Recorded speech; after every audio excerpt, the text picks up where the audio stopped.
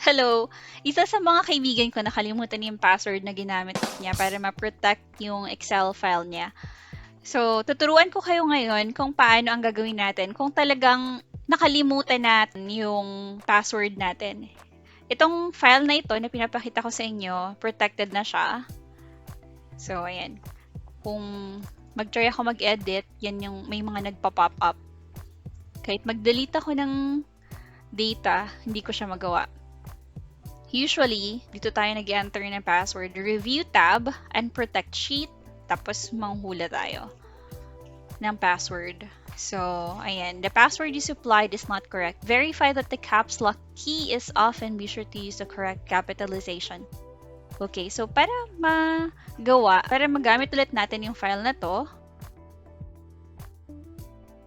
so simulan natin. Copy niyo yung file na to.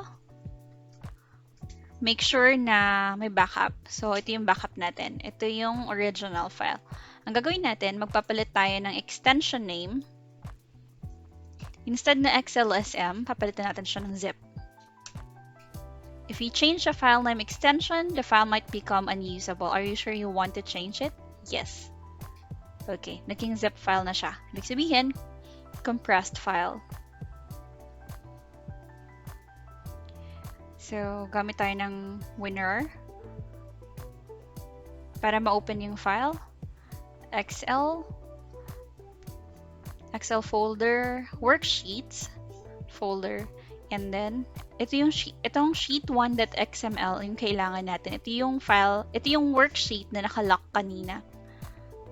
So, right-click natin yung sheet1 or double-click natin yung sheet1. Gamit tayo ng Notepad.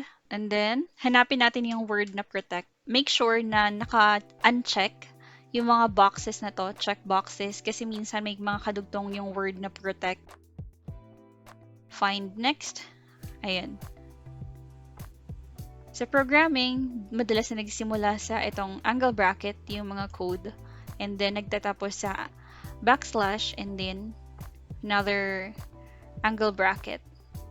So, yan yung tatanggalin natin. Ito yung opening, tsaka ito yung dulo. And then, kung mapapansin niyo, mayroon nakalagay sheet 1. And then, sheet protection algorithm name. Ayan, tatanggalin natin siya. Control save. File sheet1.xml was modified. Do you wish to update it in the archive? Yes. Okay. Kapag diniretso niyo siya, minsan, pag dinrag niyo lang siya sa isang notepad, katulad ng ganito. Siyempre, hindi na siya lalabas kasi tinanggal na natin kanina.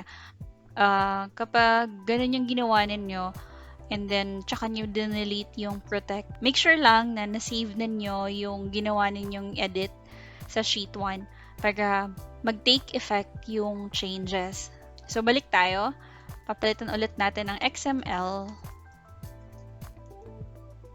Papalitan ulit natin ng XLSM, yung extension name ng file, XLSM, para bumalik siya sa dati.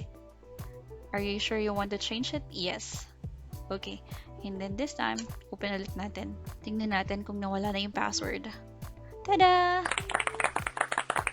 Ayan. So, sa kaibigan ko na nalimutan yung password, adya.